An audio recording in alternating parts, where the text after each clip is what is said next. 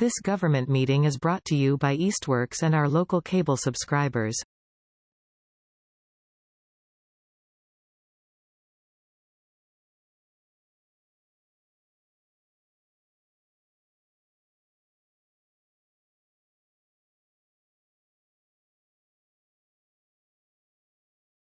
Hi, thank you for being here. This is the June 11th City Council Ordinance meeting.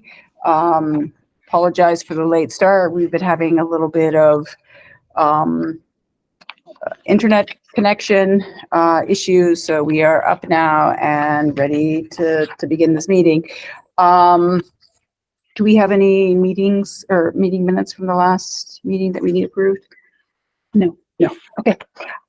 So the item on the agenda that we are going to cover this evening is the moratorium on sludge. That is, to our understanding, is, or concern around, is being used on city land, farmland, etc., and just general impact of that potentially on health and safety of our residents, and well as impact on food systems, etc. So this is the first conversation that we are really going to engage in this matter, and just setting a plan for both moving forward, but just also having a general conversation about what this might look like. So just to give one small update on my conversation, I've reached out to Greg Nettleman, who is the director of DPW, just to ask some preliminary questions around his knowledge of sewage sludge being used within the city, as well as the sale of, or not sale of, how we dispose of our sewage sludge, or as it's known, cake. I know I feel uncomfortable, but how is that disposed of, right? How does the city dispose of that? And is there a potential that that actually comes back to our land within the city, right? Impact on the aquifer, impact, again, as I mentioned, on food systems, etc. And so this is kind of the start of that conversation. Have not heard back from him. I did ask him a few questions, and I know that he said that that was information that he had to gather. Also, just for a point of reference, there's also or point of information really, there is a agricultural commission meeting this evening after this meeting, which I will be attending, just to learn about their concerns, conversation that local farmers are having in regards to this issue. To my understanding, it is an issue that other states are navigating, and different regions within states are beginning to have this conversation. Maine, for example, I understand that the Finger Lakes in upstate New York are beginning to have this conversation. I understand, and I have no evidence of this, but at the state level within Massachusetts, right, in the Commonwealth, there is beginning conversations about not just sewage sludge, but also PFAS, etc., on the impact of soil, right? So that's really kind of my update. I believe that Councillor Derby was going to look into if there were any information within ordinance around aquifer protection, and he is unfortunately not able to make tonight's meeting, so we'll get an update from him at our next meeting. But that's kind of a general overview of how we're starting this conversation. And Councillor Smith, if you have thoughts or questions or things of that nature that you would like to contribute, please. So I have a I guess first I'm just going to start with my general thoughts on this. Mm-hmm. One of the things that I think a lot about from an environmental science standpoint Mm-hmm. is just understanding the environmental impact of human sludge Mm-hmm. on the environment. I don't know if I ever told you that one of my first experiences with a sewage treatment plant was as a tour for the city of Syracuse, which is about 120,000 people. Wow. So it's a lot. Mm-hmm. I want to say that if I recall, we determined that the city sells our sludge to Chicopee. Is that true? I don't know that they sell sludge. Okay. It's a company that comes and takes it away, which means we pay for them to haul the sludge away, or the cake. Okay. I'm just going to use cake, that away. So part of what is kind of disconcerting to me is we are paying to have it taken away, and then there's a potential that it's resold to back to us, right? So that's, I think, problematic, right? Because what does that treatment look like, et cetera. So because, well, it reminds me a lot of how with garbage removal in our city, we don't actually have a city garbage removal. And so when it comes to selling the city sludge, which you said would be a cake, I assume that wouldn't, I don't know the mechanisms behind all of that. However, when I think to public health measures and soil testing or sludge testing, there's a few different things that I think about. One is the effect of GMOs and other aspects that a lot of organic farmers really don't wanting to go into any of their soil. And what I would not know is and I think you had mentioned this in past meetings, that we just don't know what this sludge would be made out of aside from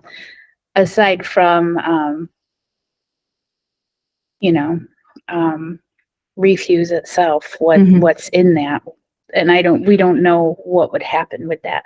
So from a public health perspective, I could see that as a little, wait a minute, and I can't imagine that sounds way too simplistic. So I'm assuming that there has to be a lot more of a scientific process behind purifying this that I am not aware of.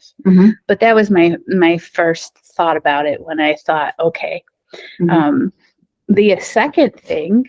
Can I respond to that just real quick? So the first, and I don't know what this company does, right? Or how this is managed, but from the city side in terms of waste management. So the city does everything by code in terms of removing solid wastes out of the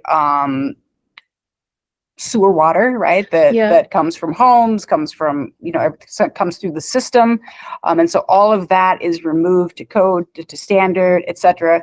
And then the water obviously is filtered, et cetera. And then it is released into down into the Connecticut, right? Through pipes, et cetera.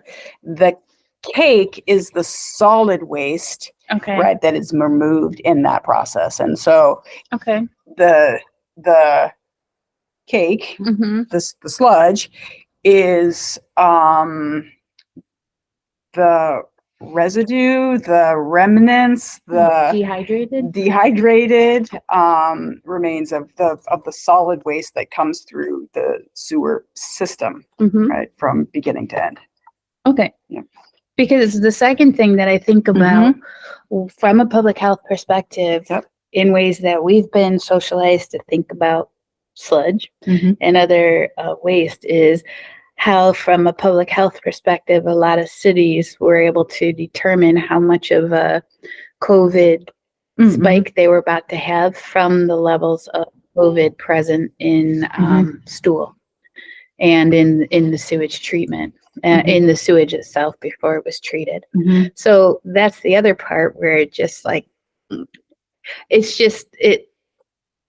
do I want to say, like an oxymoron when we think about the highest concentration of COVID is going to exist within your sewage, Mm-hmm. and that same sewage is now going to be recompacted to be sold for growing the possibility of human food, or just as Agriculture. fertilizer. Yeah, Mhm. agriculture. So I definitely understand all of that. And I have the same questions, like how would that physically be possible? And even if it is possible to, for example, well, if you put it over this percentage or this temperature, Mhm. it will kill any virus off. Let's suppose that is the mechanism. Mhm. How effective is that mechanism? Mhm. How much has that been tested? Mhm. Um, Yep. so I would assume that in states that have a very large agricultural footprint, and I would think a lot of Midwest states, not so much Massachusetts, I would see this becoming more of a reality of if there was. I guess I just don't see if there's an actual need for it, or just from an economical standpoint, people would choose this if it was economically more more. And I could see that if you had hundreds of thousands of acres of land that you Mhm. were trying to, but for out here, I don't see why we would have to have that kind of that just seems to be very extreme Mhm. for the state of Massachusetts. Mm. Okay, so those are the first few things, just from a discussion standpoint of what I was thinking about. And then the other part about it that I was thinking from a discussion standpoint is what I think I had mentioned this last time, Mhm. that there's also another side of this argument that is that with having less cross contamination from the feces of other animals interacting with humans, that could be safer Mhm. for us, in light of seeing a lot of viruses happening from cross Mhm. animal contamination. Mhm. Now, whether or not that would be more or less likely to happen if there's no guarantee that using human sludge from sewage would be in lieu of using animal sewage. So all of these arguments seem to be a little far-fetched for the state of Massachusetts in terms of whether or not this would even happen, let alone creating an ordinance on it. Having said that, I know that as a Democratic state, there are probably going to be a lot of I think environmental changes in technology in the future. I think Massachusetts has always been on the cutting edge of a lot of these things, and so I can understand wanting to have this. I just don't fully understand I don't quite fully understand the pros and cons of either side of this argument enough. And I know that when I spoke with, oh, I'm sorry, it's the CSA farm in Easthampton. Mountain View. Yes. When I spoke with Mountain View, like they had never even like it still seemed preposterous to them that this was even being considered. So I don't want with no disrespect to the farmers at all, but just because they were surprised that this was even existing or being considered, I would assume that from a consumer front, most individuals have yet to learn about this. Which then I would really be interested to know from environmental scientists what their opinions on this would be.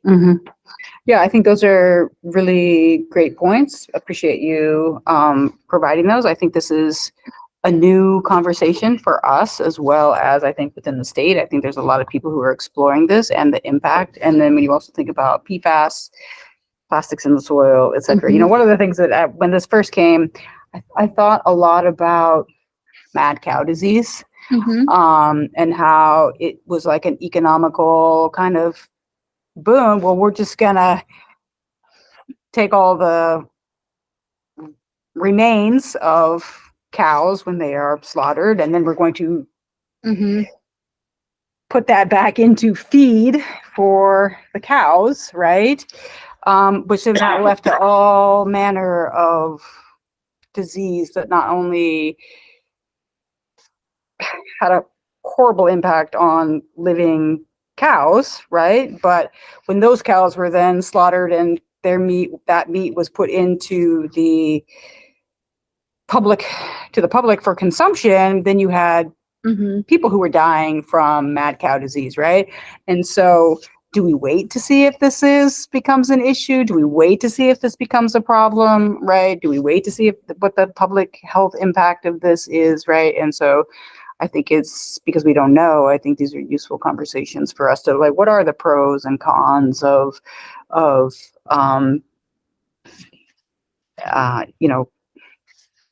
basically putting human sewage, in our fields, and again, which may or may not impact our food systems, right? And so I think that those are really important. These are important conversations to really start to engage in. So yeah, and also in terms of the comment about farmers, I think that there's I want to be respectful to the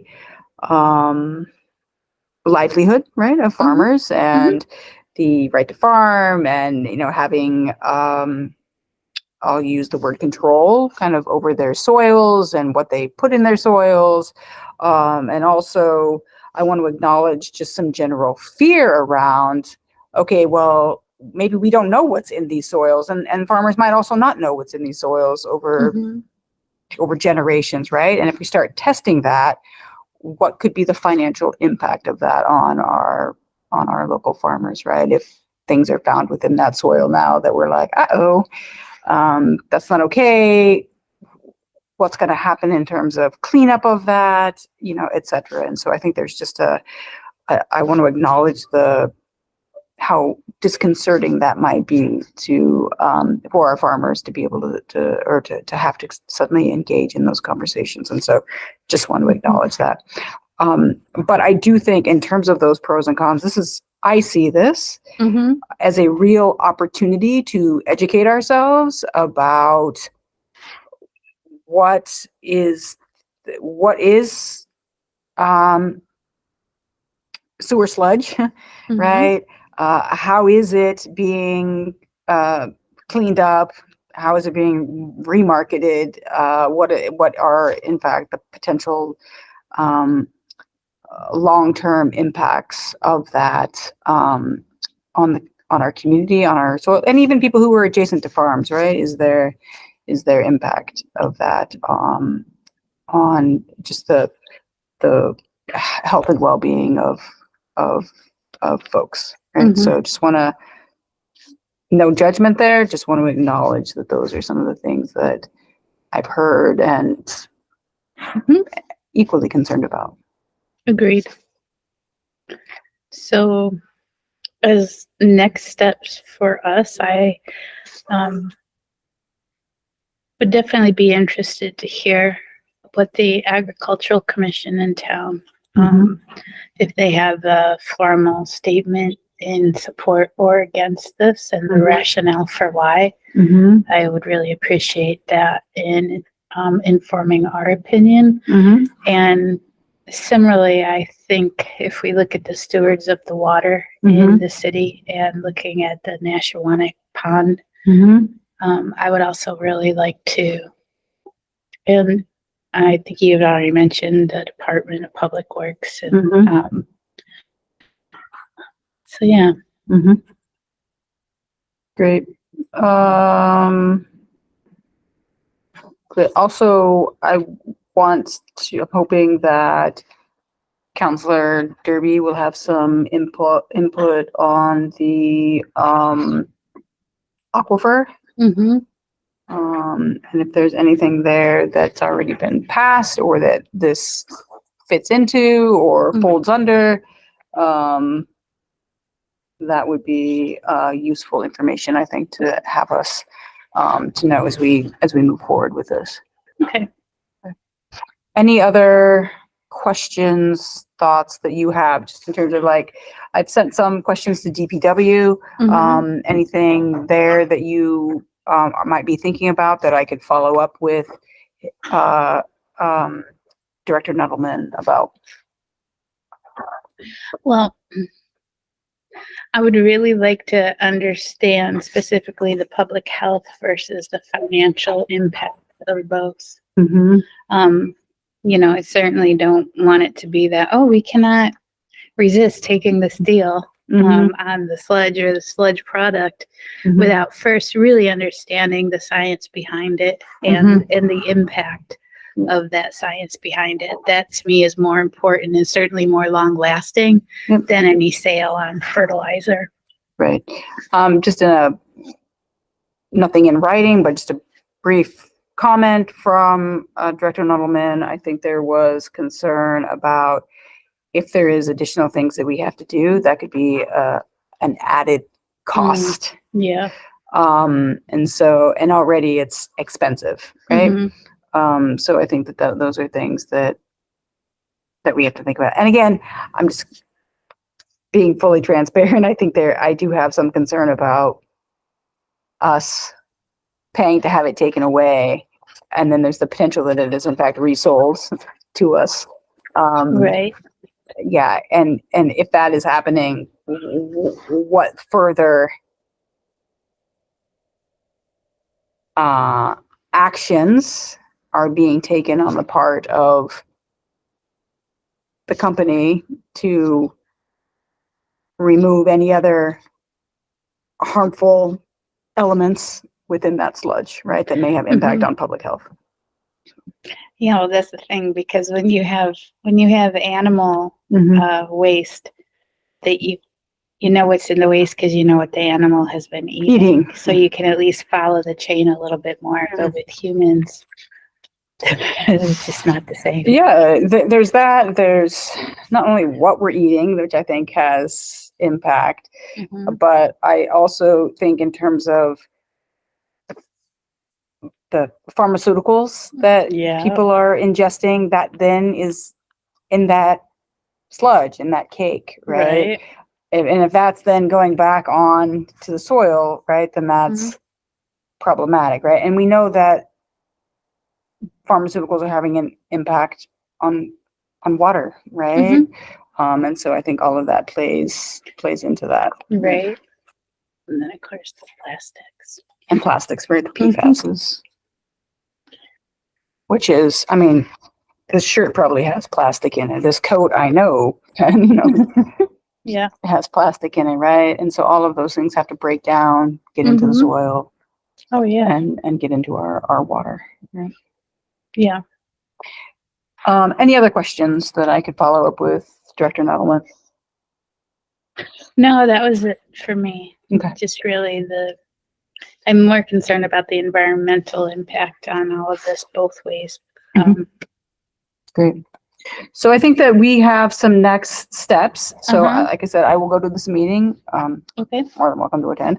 And then we will, I'll set up another meeting in a few weeks. That'll give us some more time to be able to, I was going to use the word digest, but I'm not going to use that word, to kind of think through and as we engage in these conversations outside of here, hopefully they will lead to additional information, and maybe there's folks at the state level who are working statewide on kind of understanding this a little bit more. So, okay. Awesome. Anything else for the good of the order? No. Great. So I will take a motion to adjourn. So moved. Second, all in favor? Aye. Aye.